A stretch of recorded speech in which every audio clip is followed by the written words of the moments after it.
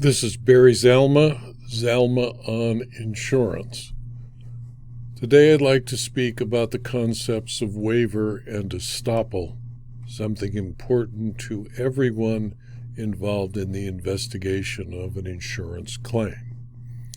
Although the concepts of waiver and estoppel are usually lumped together, they are totally different concepts that, when applied, they may result in similar conclusions by a trier of fact, but they're still very different. Waiver is a voluntary relinquishment or abandonment, express or implied, of a legal right or advantage. The person who is found to have waived a right must do it knowingly, with knowledge of the existing right and the intention of forgoing the right. Estoppel, on the other hand, requires that a court create a bar that prevents one from asserting a claim or right that contradicts what one has said or done before, or what has been legally established as true. To establish estoppel, the insured or insurer must produce evidence that 1. There was a false representation. 2. The false representation must be made with knowledge of the facts. 3. The other party must have been ignorant of the truth. 4. It must have been made with the intention that it should be acted upon by the other party. And 5. The other party must have been induced to act upon it. The theory behind the rule of estoppel, when applied to an insurer, is that the insurer is estopped to declare a policy void when the insurer has been fully compensated. When void is considered absolutely void, the insurer need only take such action as will avoid waiver and estoppel. The doctrine of waiver works against an insurer only when the insurer has knowledge of facts constituting a forfeiture. The equitable doctrines of waiver or estoppel may act to bar an insurer's effort to void a policy where the insurer, with knowledge of facts that support a forfeiture, remains silent and fails to object or declare the forfeiture, cancel the policy, or rescind the insurance within a reasonable time. The rationale behind this rule is that it is a breach of the covenant of good faith and fair dealing for an insurer, with knowledge of the right to declare a forfeiture, to remain silent. Retaining the unearned premium and failing to give notice can lead the insured to believe the contract is still regarded as valid. The Restatement Second of Contracts recognizes the same rule in Section 381, providing for a loss of the power of avoidance if, after knowledge of a misrepresentation, the injured party, the insurer, fails to manifest an intent to avoid within a reasonable time. And reasonable time is determined by 4 factors. 1.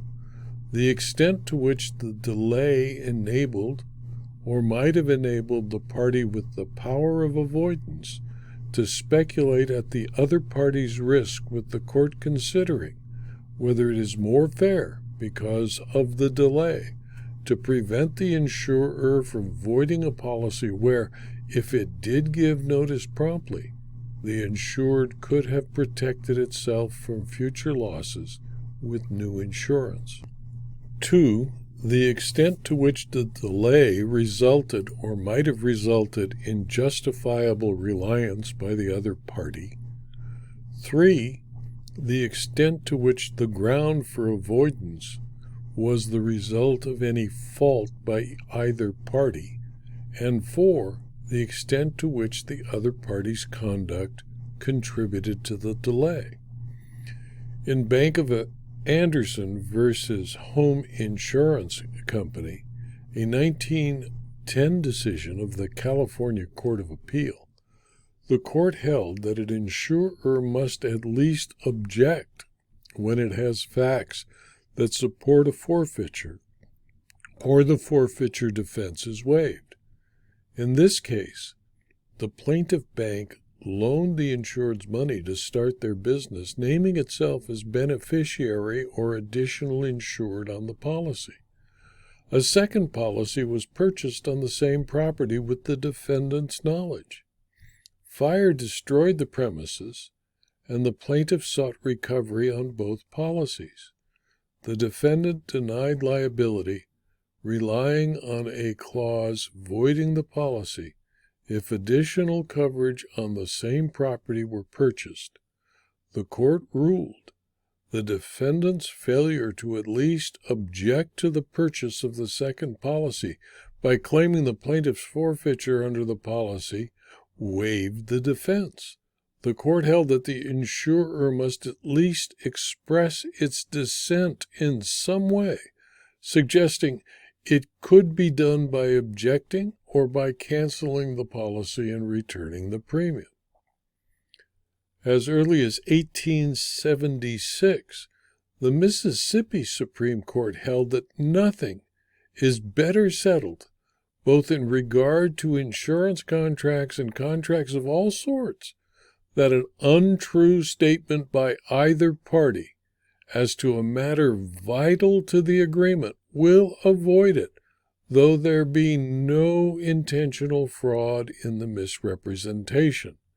This was Co-op Life Association of Mississippi. Insurers, often by the wording of the policy, voluntarily waive a right usually available to insurers, the right to use the equitable doctrine of subrogation, where, after a loss is paid, the insurer may step into the shoes of the insured and seek damages from the person responsible for the loss.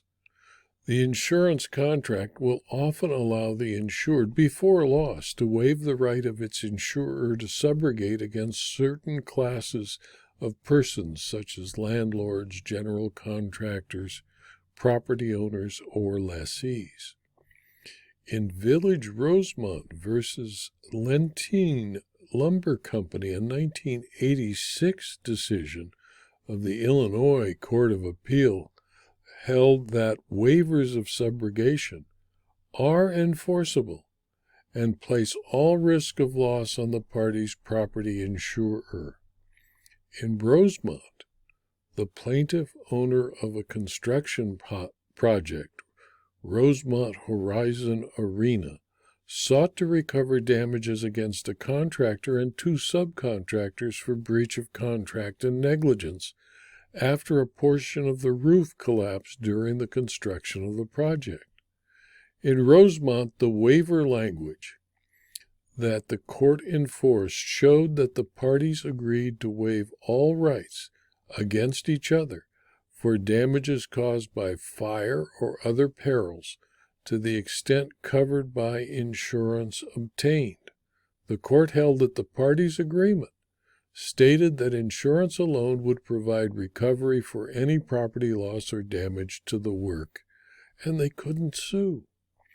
In Liberty Mutual versus Alt Village Construction Company, a 1977 decision of the California Court of Appeal, an insured without permission from its insurer, without an agreement to waive the right to subrogation, waived the right of subrogation after being paid for a loss.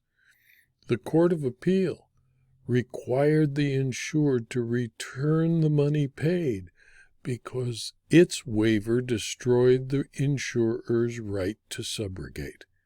The court said, quote, "Faced with this sweeping and portentous pronouncement of the force and dignity of such covenants of good faith and fair dealing, we find no difficulty in construing the scope of their impact to devolve alike upon the insured as well as the insurer, and that a breach thereof by the insured would lead to the same legal consequence as any garden variety breach of contract.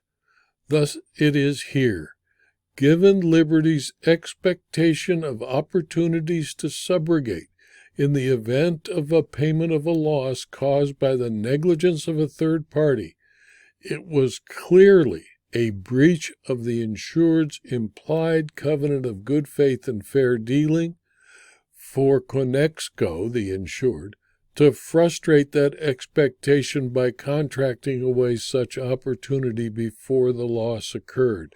Therefore, the agreement between Conexco and Outvillage, which had the legal effect of cutting off Liberty's opportunities for subrogation against the tortfeasor, Outvillage breached an implied condition of the policy and thus operated to relieve Liberty of any obligation to pay Conexco for damage to the scraper chargeable to the acts of Outvillage.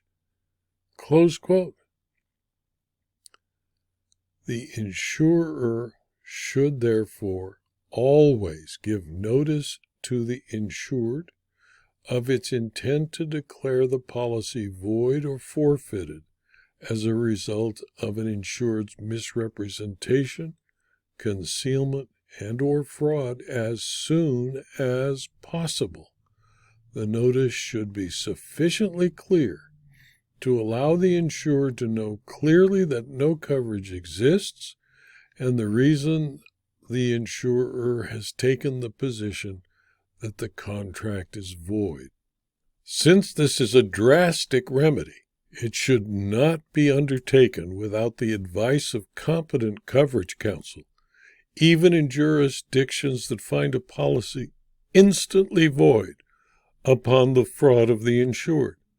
The adjuster should also request that coverage counsel assist in drafting the letter to the insured providing notice of the decision of the insurer to void coverage. The cost to the insurer of such legal advice is well worth avoiding any claim of waiver or estoppel. The National Association of Insurance Commissioners Model Fair Claims Practices Act establishes an insurer's duty to advise and inform the insured. It has been adopted in almost identical form in every state of the United States. A similar duty arises from the implied covenant of good faith and fair dealing. California Insurance Code Section 332 and its case law supporting it suggests that insurers should give notice of the intention to void a policy instantly or at least as soon as practical. Similar statutes and court decisions exist in other states. Common sense and good claims practices require, even if there is no statute, that the insurer advise the insured of its decision with regard to voidance of the coverage as soon as reasonably possible. California law also recognizes an insurer's special relationship with an insured under which an insurer has the duty reasonably to inform an insured of his or her rights under an insurance policy.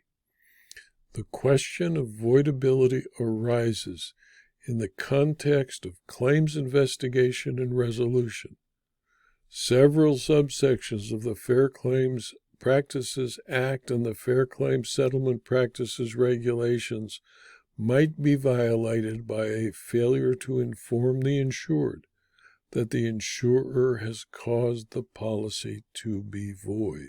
They include misrepresenting to claimants pertinent facts or insurance policy provisions relating to any coverage issue, failing to acknowledge and act reasonably promptly upon communications with respect to claims under insurance policies, failing to affirm or deny coverage of claims within a reasonable time after proof of loss requirements have been completed and submitted by the insured, and failing to provide promptly a reasonable explanation of the basis in the insurance policy in relation to the facts or applicable law relied on for the denial of a claim or for the offer of a compromise settlement.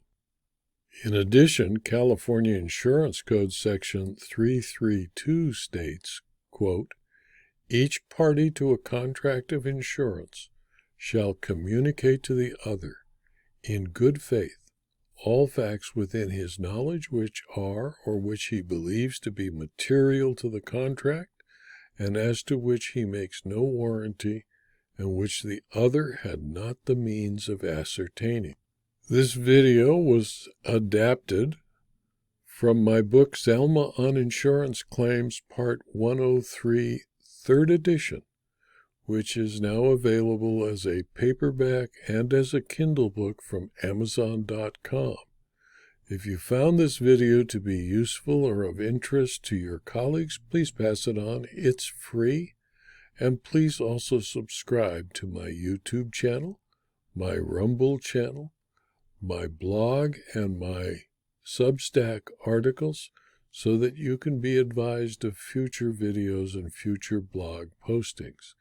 And when you view this video on Rumble, please also click on the Rumble button to show your appreciation.